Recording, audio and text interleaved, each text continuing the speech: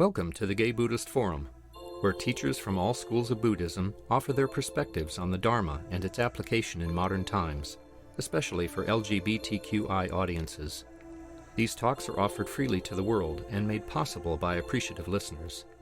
If you would like to support our efforts to share the Dharma with underserved audiences, please visit gaybuddhist.org. There you can donate, find a list of upcoming speakers, or enjoy many hundreds of these recorded talks dating back to 1996. Thank you all for being here and online and in person. Thank you for inviting me.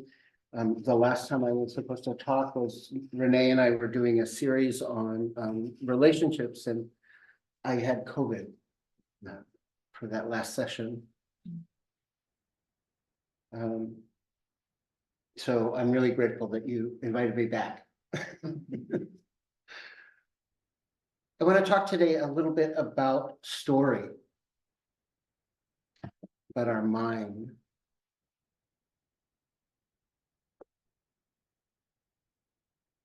You know, when you, I don't know, well, you do it, when I prepare for a talk, I do a lot of studying. I come up with a theme, I do a lot of studying, I get a whole bunch of poems together and a whole bunch of ideas, and then I edit it down. And then I have this whole agenda.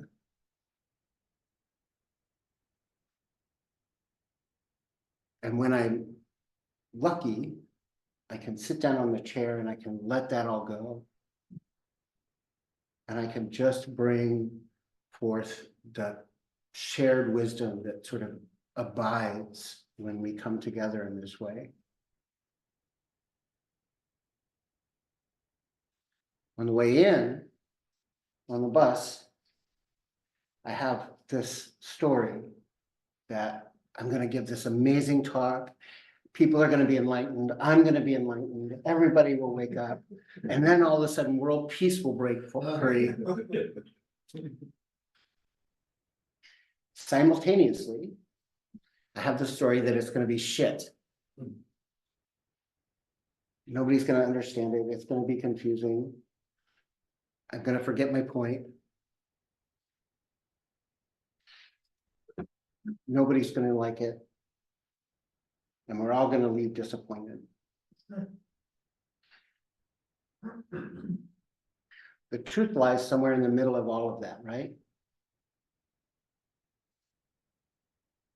I think we also have these stories when we sit down and we decide to meditate.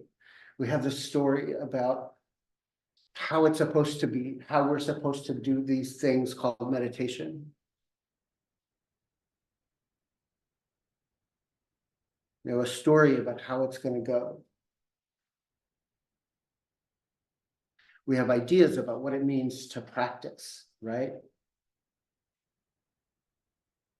And then when we don't either live up to that ideal, or we don't practice the way that we think we're supposed to, or our bodies don't cooperate, or our minds don't cooperate,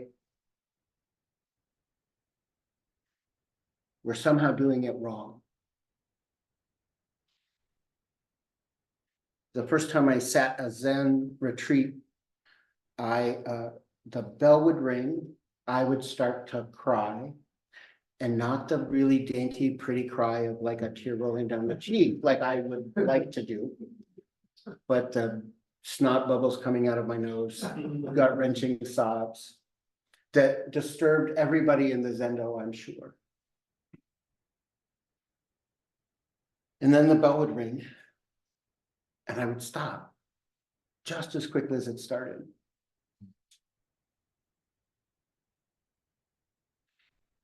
And I remember going to my teacher and saying, I'm doing this wrong. I don't know what's wrong. I don't know how to fix it.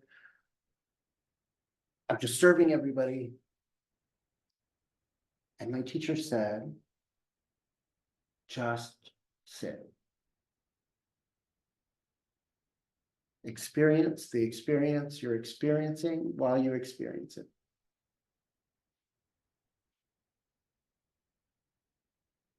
I told him that wasn't really helpful.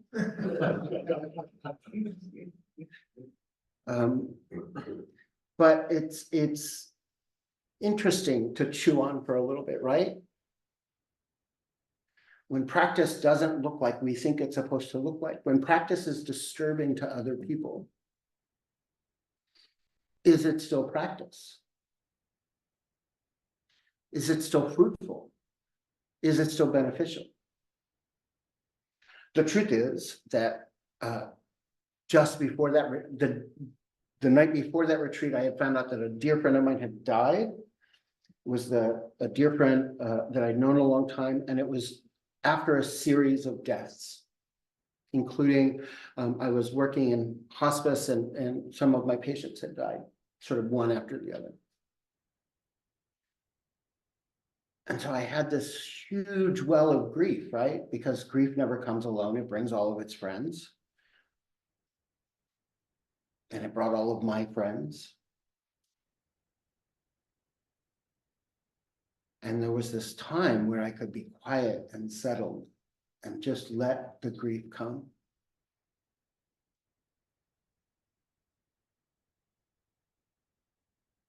So eventually I stopped fighting it. I allowed it its full expression, and I was able to settle into something that felt healing and healthy.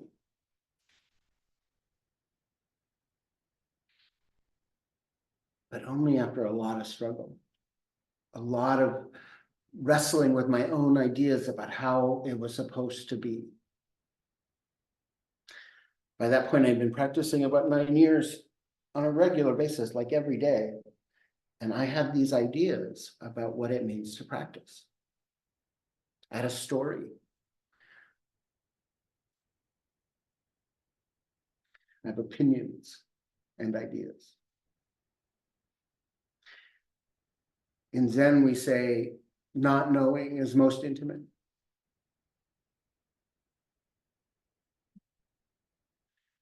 We also say the way is easy for those without preferences.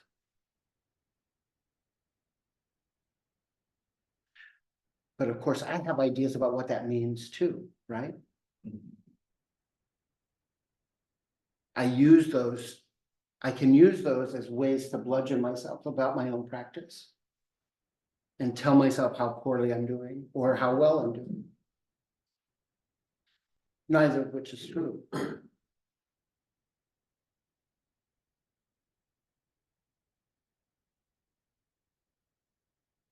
We think that if we practice hard enough, if we do well enough, if we do this consistently enough, that somehow we won't have opinions, ideas, desires, all of those things, right? That somehow we'll be able to transcend the human experience.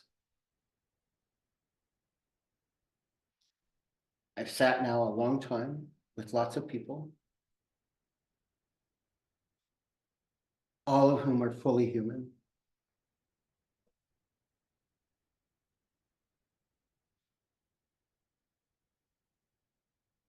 In insight tradition, we often say to cut off the roots of desire. We want to sit and cut off the roots of desire. Again, that's just another story, because the truth is we're gonna have desire. We're gonna have all of the parts of being a human being because we're human beings.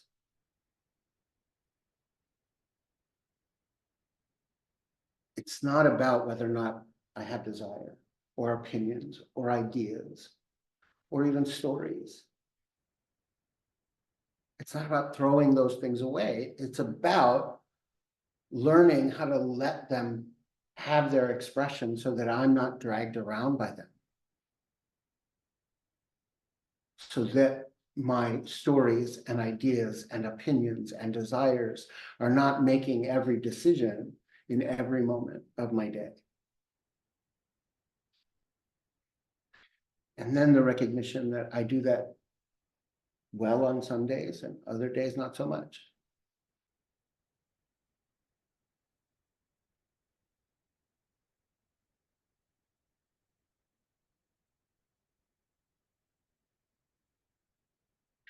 I used to think that those moments when I would be so settled and so quiet and could just feel my body so completely and everything was at ease, that was a moment of enlightenment. And then I would chase that.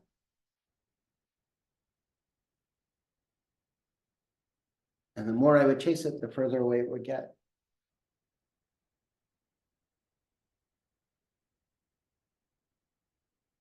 But if I can just meet myself right here, right now,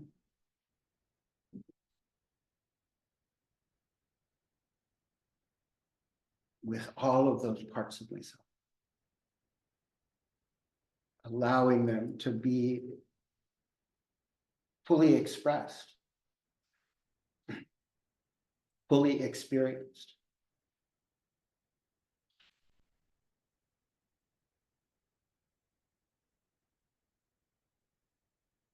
I can then make better choices about how it is I want to go through my day, or what's going to happen when I get up off the cushion.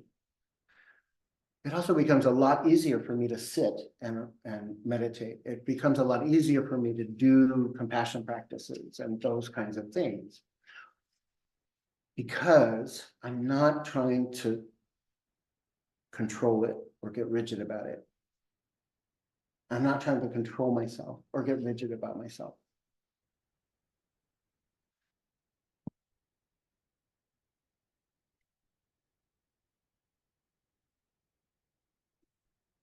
If I can sit down on the cushion in front of a room and let go of what it means for me to be a priest, let go of what it means for me to be a teacher, let go of what it means for me to be a practitioner, and just allow myself to tap into what is happening here with all of us. Touch the practice, not cling to it, not force it into my idea.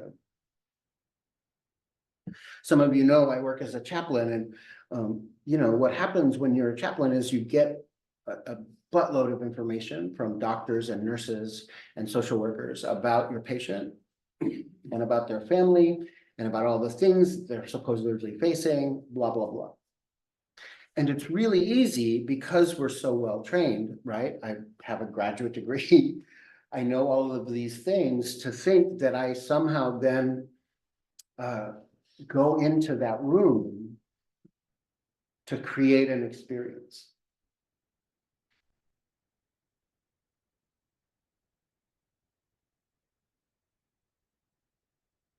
But if I can not go into that room with an agenda, if I can just meet the experience I'm having, healing happens for me and the patient and the family, right?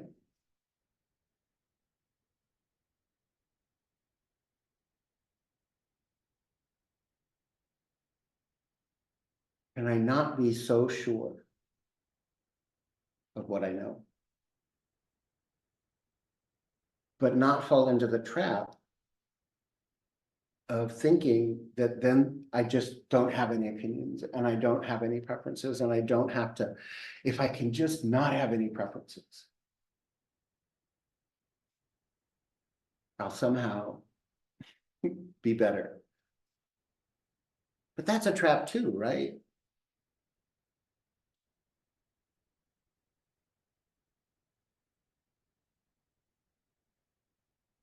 Minds think that's what they do. They're created to do that. So when we sit down on the cushion and we find ourselves distracted, can we just return? Not think that we somehow messed up and now I have to force myself back. Just return. Minds think that's what they do. Okay, I got distracted. Big deal.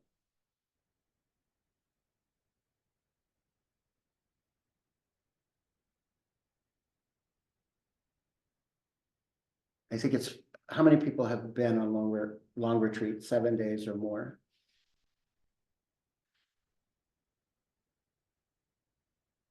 A lot of times I go on retreats, and especially if they're silent retreats,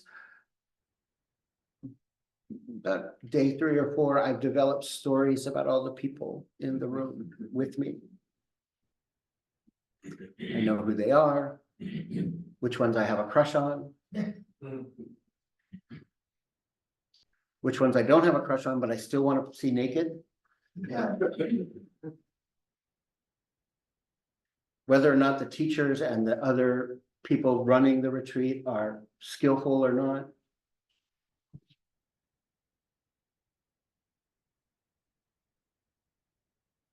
Then the end of the retreat comes and we gather together and we start to talk. And all of those stories fall apart.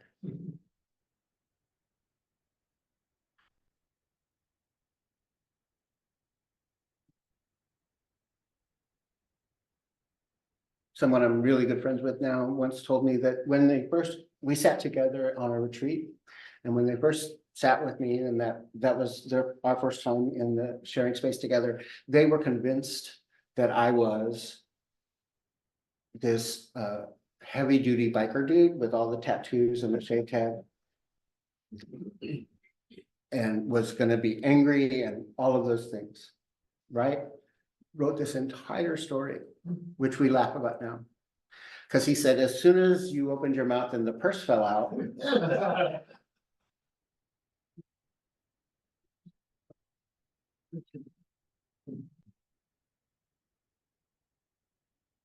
stories are great. Stories are wonderful. We just don't have to buy them. We don't have to sink so deeply into them that we're convinced so much that they're true that we can't see anything else. That we can't touch anything else, that we can't experience anything else.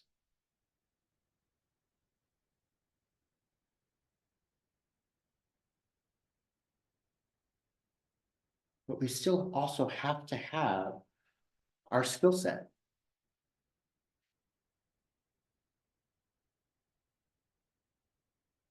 Can I sit knowing that I know what I know and feels comfortable and secure and steady in that place of knowing what I know without letting that knowledge control or make decisions for me any more than I let the ideas about anything else, right? Because it's not about getting rid of these expertise. It's not about getting rid of what we know. It's not about getting rid of anything, but really coming into deeper contact with ourselves.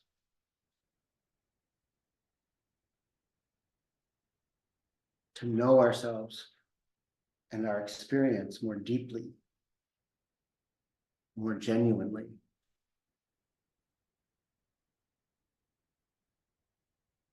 When I'm giving meditation instruction, I often tell people to see if they can set down their opinions, ideas, and stories and get to the nature of their experience. What's it like to be you in this moment?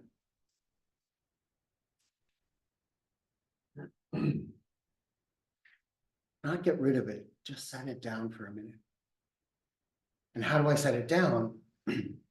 I set it down by allowing it to have its full expression.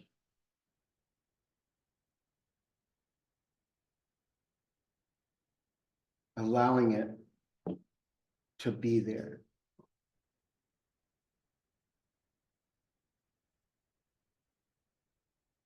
And can I watch the process as it unfolds? Can I watch these stories arise, have their expression, and then pass away? Same thing with my opinions, right? My opinions arise, they're there, and then they pass away.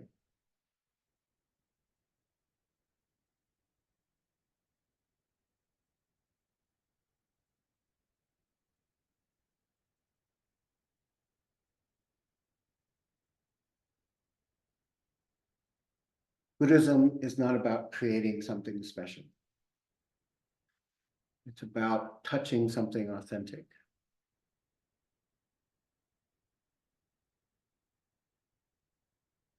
And I let go of the idea of having enlightenment and touch enlightened moments.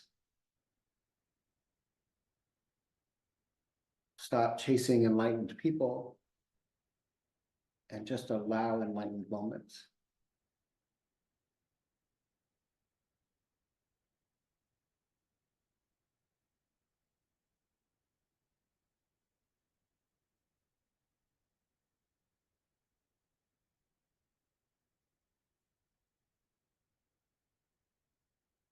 And I stop deciding whether or not my practice is good or bad based on some arbitrary idea that I've put in place.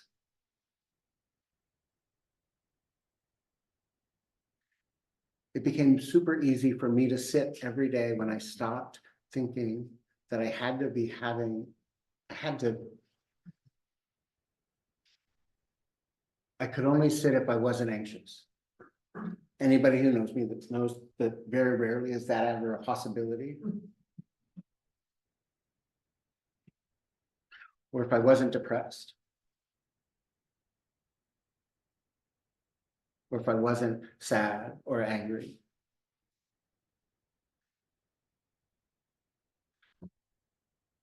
When I was training for a year up in our monastery, I remember going to one of the practice leaders and just expressing like, I'm so angry, I'm so fucking pissed.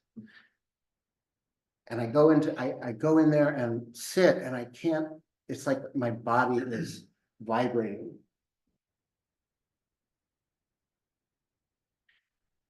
Thinking that they were going to say, well, just sit, just sit. They said, all right, go for a walk.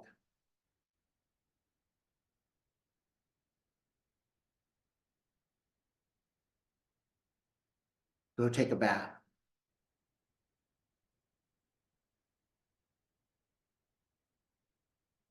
And I thought, what's that going to do? But if I walk with the idea that that can be meditation, that I can be angry and meditate, that I can take a bath mindfully,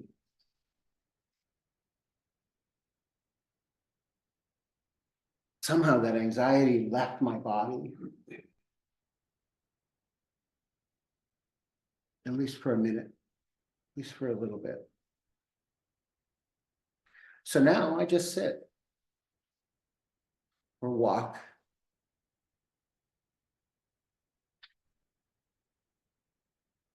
I take care of my anxiety and my depression. I take care of my body in those moments. Knowing that meditation can happen anywhere at any time for any reason. It doesn't have to look like I think it has to look like.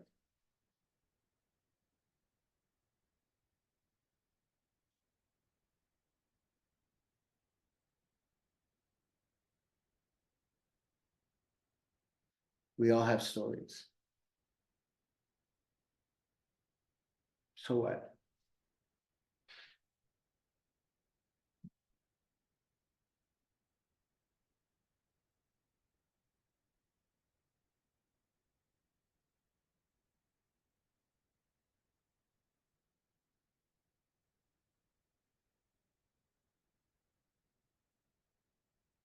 I'm going to stop there. Thank you all. I like to leave lots of time for other people to comment, ask questions, have ideas.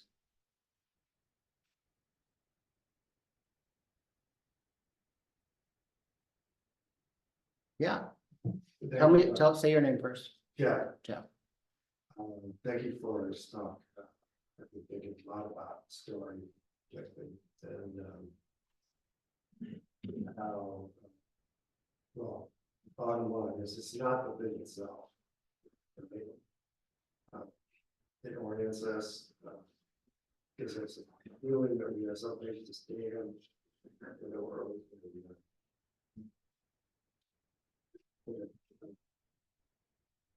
People, I can get really attached to myself. phrased it, just, you know, kind of put God in. And yeah, it's really important. I really appreciate how you felt you expressed the when the mind is full of disturbing thoughts or anger. You said basically, you can be here. That's all right. You can be here. And anyway, Thank you.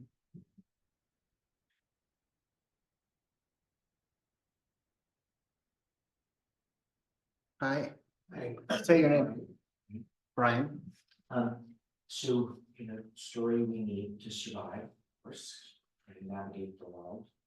And I think if a story is really full of anger or something like that, we can notice that what it needs to be about it. But how do you think about when story, just even sort of neutral in tone, is helpful or not helpful in navigating the world?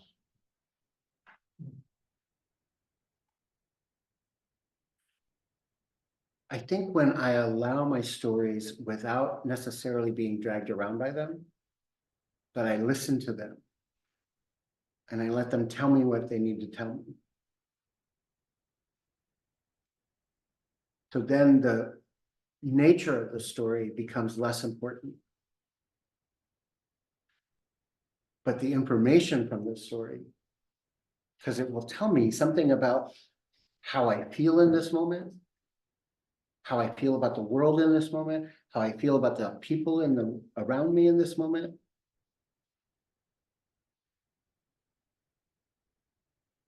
One of my teacher's other favorite expressions is, "What does your practice ask of you?"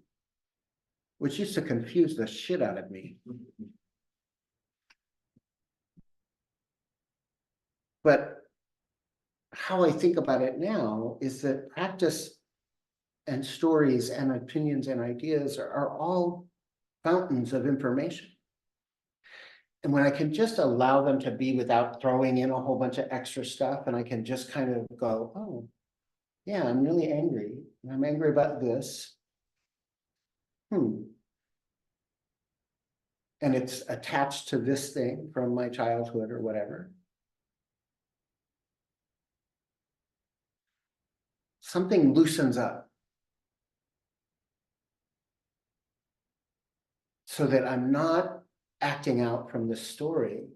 I'm aware of it, I'm acknowledging it. I'm able to go, oh yeah, I'm a little afraid. But there's really no reason to be afraid. Maybe I should go talk to my friend and just let my friend know that I'm afraid. And we can connect so that maybe I don't have to act out of fear. And I can come in touch with something more appropriate so that I'm responding and not reacting. Right? So that's how I think about stories, opinions, and ideas, is they're fountains of information. Which is why it's important not to discard them so quickly. Not to think that we have to push them down or control them. But we can just allow them their expression. So that I can glean what I need to glean. Does that help? Then, Say your name. always good to check, I may not know. But then the next, for me, the logical next process is, there's an article of faith and trust that you build through practice, which is making a choice and just seeing what unfolds. Right. So that I don't create another episode of blame or mistrust of my way of seeing. And then also interacting, understanding whoever or whatever the situation is going to give me that information that where I'm blind or where I see. Mhm. And we have to be careful.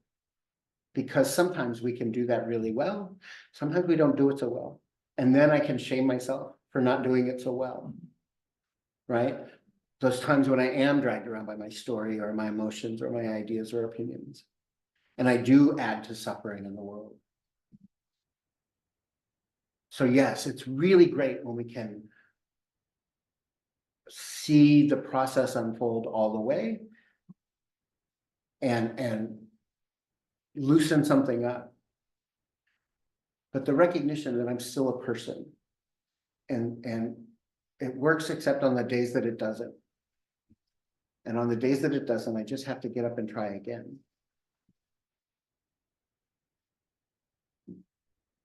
We can't use our practice to bludgeon ourselves any more than we can use anything else to bludgeon ourselves. It's so easy to do that. Especially, I think, as queer people, right? Like we grew up with a world that bludgeoned us and gave us lots of reasons to bludgeon us. And so we learn from a very early age how to use the world as a bludgeon to shame ourselves and deny ourselves and all of those things. And so undoing that, in my case, almost 60 years of practice in feeling like shit about all my choices. It's going to take me a minute to sort of get it where I make better choices more often, right? I hope that helped. I really appreciate that though, the idea of what comes next. Well, there's always, because everything changes, so there's always the next. Right.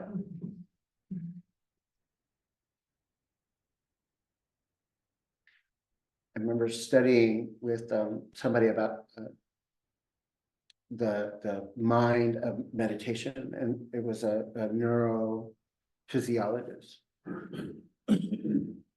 One of the things he said that was really fascinating to me was that we will never know all of the causes and conditions that go into creating this moment.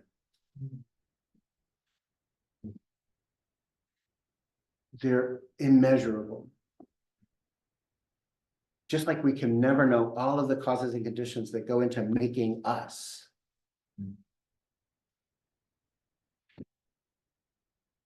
We can just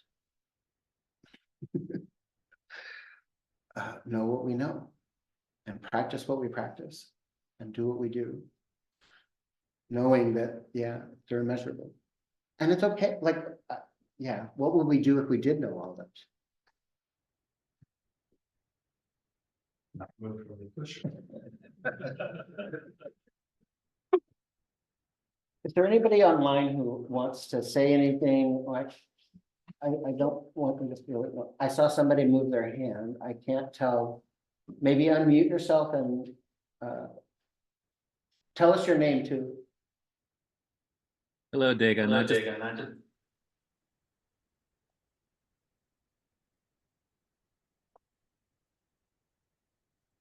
What's your name? Ron.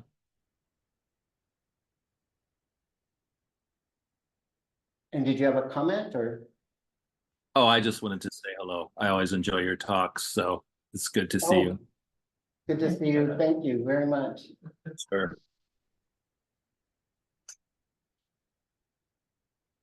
Cass. Yeah, my name is Cass. So something you said, and I'm not sure if I got it right, but that in your work as a chaplain, that when you leave all of the expertise and all of the information and everything that you get acquire, when you go into the room, and you leave all that behind, that healing can happen. Is there, can you say something more about that connection? Yeah. And I'm not sure that leaving it behind is the right terminology. I might have said that, but it's not, it may not be the right terminology. Because we do take it in with us, right?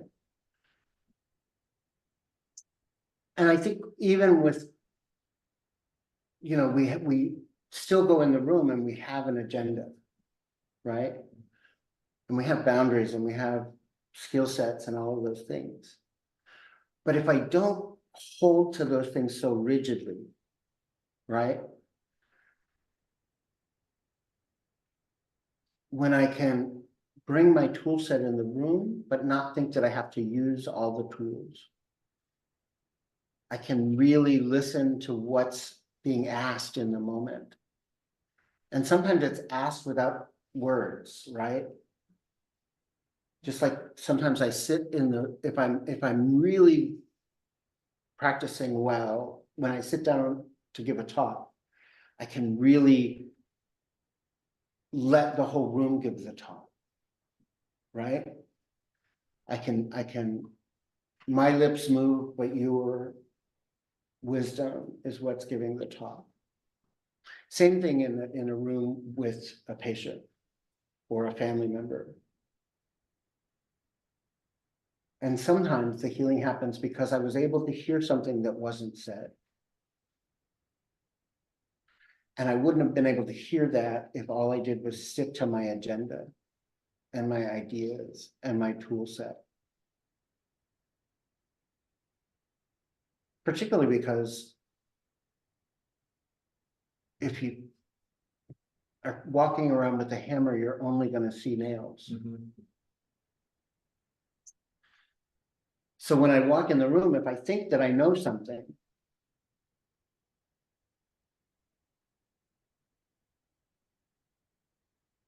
what I think I know may not be actually what's needed in that moment. And so being flexible and being able to pivot, being settled enough that I can hear the expression in the room. Same thing with my practice, right? Like if I can hear my own expression, some healing comes from that. But I have to be settled enough. I have to let myself be flexible enough.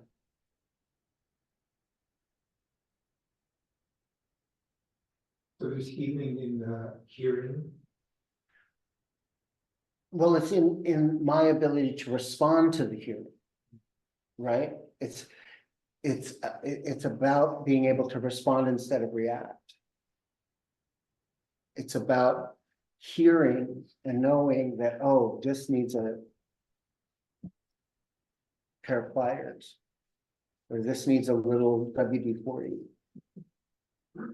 right? Or whatever. It's allowing myself to hear the expression and then knowing how to respond rather than react to that expression.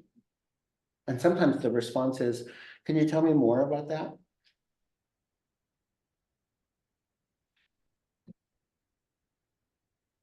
Thank you.